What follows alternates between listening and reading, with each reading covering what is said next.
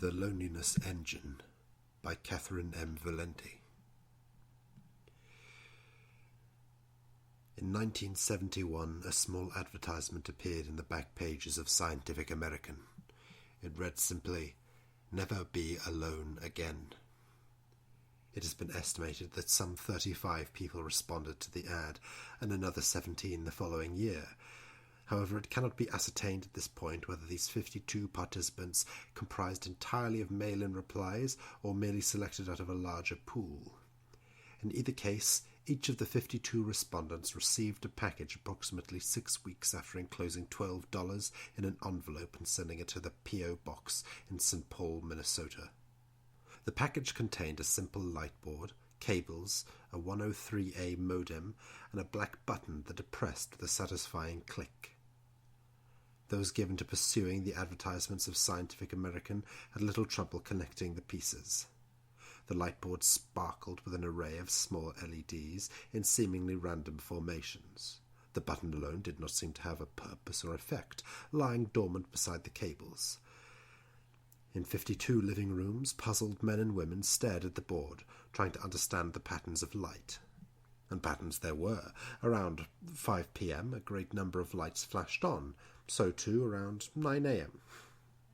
During business hours there was mostly blackness on the board. Late in the night, clusters shone, and in the pre-dawn hours there were always one or two. Slowly, 52 souls began to realize that the tiny lights must ignite when other users turned their systems on, that each LED was another person who had seen the St. Paul ad and was staring intently at the board, who was alone, who was like them. The button presented a mystery, though each one of them experimented with it innumerable times. The lights did not seem to be affected, though. Through the winter 52 boards glittered in the dark, and 52 people watched the other lights, steady, unblinking, silent, and anonymous, but somehow comforting. In St. Paul, Minnesota, Milo Barnes sat at the switchboard of an AT&T public branch exchange.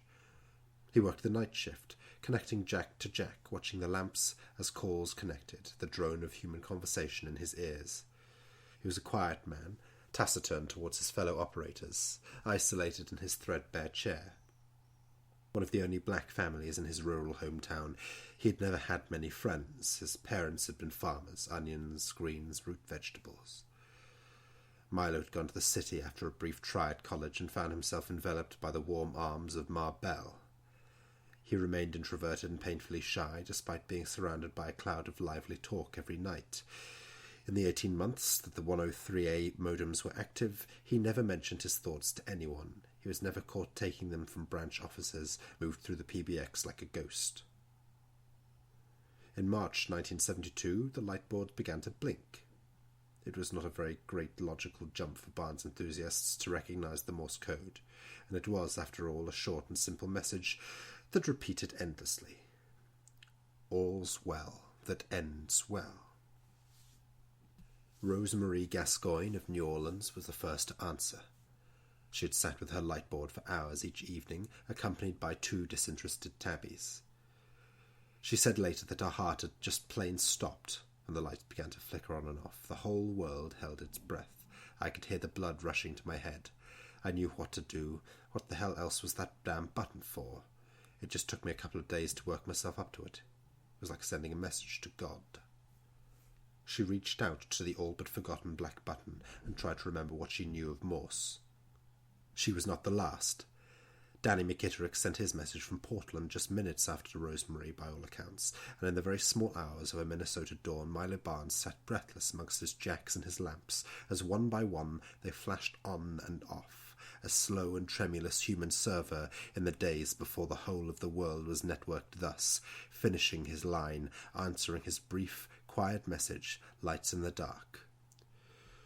Though time seems so adverse and means unfit, though time seems so adverse and means unfit, though time seems so adverse and means unfit. Over and over again. Milo must have smiled. It is a comfort to think of him smiling.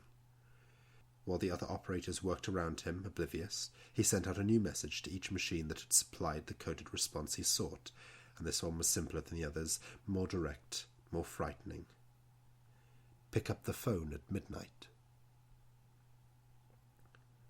As the moon came up in St. Paul, Milo Barnes closed his eyes and slotted a silver jack into place, and another and another. San Francisco to Cheyenne, Phoenix to Charlotte, Seattle to Sacramento, New Orleans to Portland.